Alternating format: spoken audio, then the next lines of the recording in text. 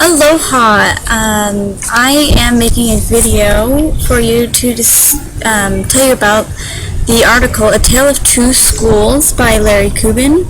Lary Cuban was a high school teacher for 14 years.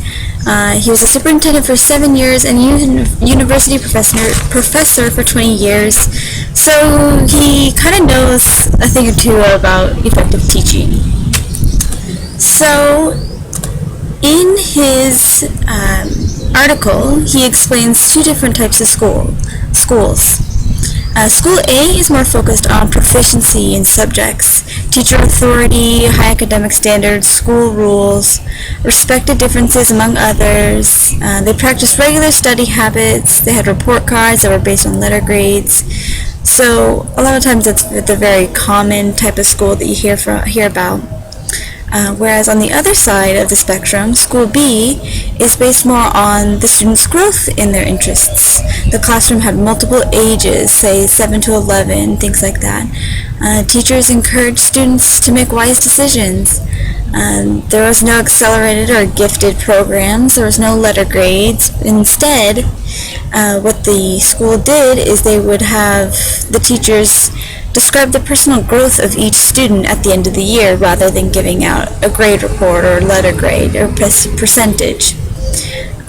Each of these schools have pros and cons, both good, both willing to work with the student and help them become better people, become closer to their goal that they would like. And these are all very similar to what we are used to, but still the question remains, what is a good school? So Cuban explains that what it takes to have a good school are the parents, staff, students, and the community. They all need to work together to make goals for the school. The school has to look back and ask if they're helping the students, and look back and see, are the students thinking and acting like their goal states? Have the students gained a sense of open-mindedness to different opinions? They also ask, do the students show respect for the values that differ from their own, from other people? Everybody has different values, so are they respecting them or are they judging accordingly? And do they treat people decently and fairly, again, with the values? Are they fair to other people? Are they discriminating against each other? And Cuban also points out that the students need to be able to solve problems, reason, and compromise. So for the example that Cuban uses, there are lots of pros and cons to each of the schools. There are lots of pros and cons to their subjects and how they would approach teaching, which one was effective.